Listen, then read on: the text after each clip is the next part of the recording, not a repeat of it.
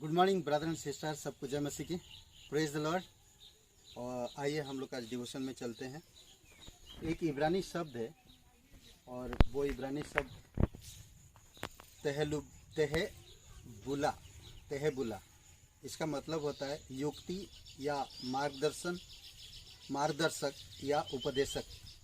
इसका मतलब होता है तहबुला। तहबुला का मतलब ये इब्रानी शब्द है। आइए उससे पहले प्रार्थना करते हैं। पिता परमेश्वर, हम धन्यवाद देते हैं, आपकी स्तुति महिमा करते हैं। स्वर्ग और पृथ्वी बनाने वाला प्रभु, तेरी दया और तेरी कृपा के अनुसार तू अगुवाई कर। धन्यवाद आज का दिन को, इस समय को। प्रार्थना प्रभु यीशु मसीह के नाम से मांगते हैं, आमीन।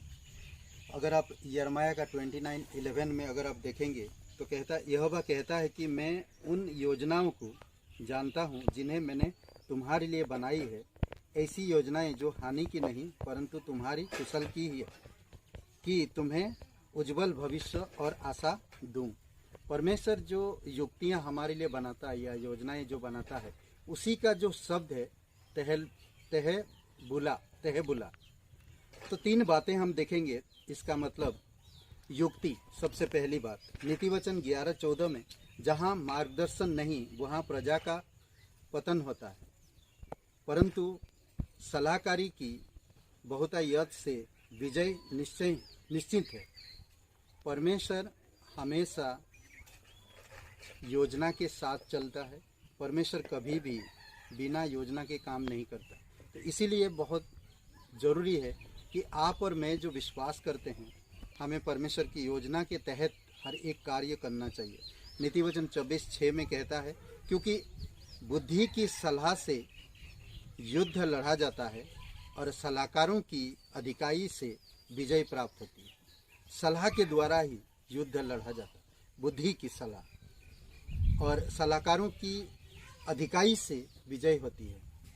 तीसरी बात हम देखेंगे, उपदेश, विचार या आदेश। नीतिवचन 1:5, बुद्धिमान इन्हें सुनकर अपनी विद्या बढ़ाता है।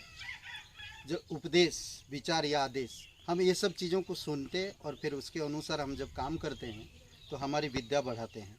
और समझदार व्यक्ति बुद्धिमानी का परामर्श प्राप्त करता है। तो इसीलिए हमें हमेशा सुनना चाहिए परमेश्वर की वचन, उसकी आदेश का पालन करना चाहिए, उसके विचार को ध्यान देना चाहिए। और नीतिवचन 12 और वचन 5 में, धर्मियों के विचार न्याय संगत होते हैं परंतु दुष्टों की सम्मति कपटपूर्ण होती है। बुद्धिमान हमेशा न्याय संगत, बुद्धिमानों का जो विचार होता है वो न्याय संगत होता है, परंतु जो मूर्ख होते हैं उनका विचार कपट रहित होता है, कपट पूर्ण होता है। आयुब 37 और वचन 12 में कहता, 37 वचन 12 में, यह उनके निर्देश के अनुसार दिशा बदलते हुए इधर उधर फिरता है, जिससे आबाद पृथ्वी पर उसकी प्रत्येक आज्ञा को पूरी करे। अलग अलग समय पर, अलग अलग जगहों पर, अलग अलग चीज़ों पर परमेश्वर कार्य करता है ताकि उसकी आज्ञा लोग माने और उसकी आज्ञा और उसके कार्य पूरा हो सके। तीसरी बात हम देखते, पहले बात हमने देखा युक्ति, फिर दूसरी बात में हमने देखा उपदेश या विचार या आदेश, या तीसरी बात में हम देखते कल्पना। नीतिवचन 20:18 में, सम्मति के द्वारा ही योजना बना और बुद्धि से अगुवाई लेकर ही युद्ध कर। ना सम्मति, हमें सलाह लेकर ही योजना बनाना चाहिए और बुद्धि से अगुवाई पाकर ही कार्य करना चाहिए। आज हमें पवित्र आत्मा के सामर्थ से ही हर एक कार्य करना चाहिए। पवित्र आत्मा और परमेश्वर की वचन, बाइबल स्कूल, हमें रोज़ बाइबल पढ़ना, हमें एक प्रैक्टिकली जीवन में इस्तेमाल करना, परमेश्वर की आज्ञा मानना, उसकी कल्पनाओं में, उसकी इच्छाओं में, उसकी भावनाओं में हमें अपने आप को ढालना चाहिए। इसीलिए यिर्मयाह का 29:11 कहता है, जब हम उसकी विचार युक्तियों में कार्य करते हैं हम सफल भी होते हैं।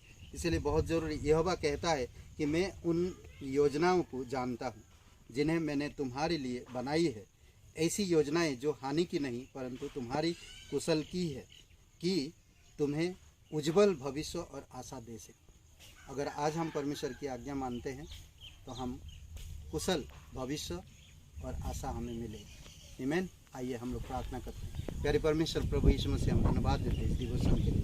प्रत्येक भाई बहन को बुद्धि समझ के साथ आप अगुवाई करो, तेरी दया और कृपा रहे। धन्यवाद यीशु नासरी के नाम से मांगते हैं। आमीन।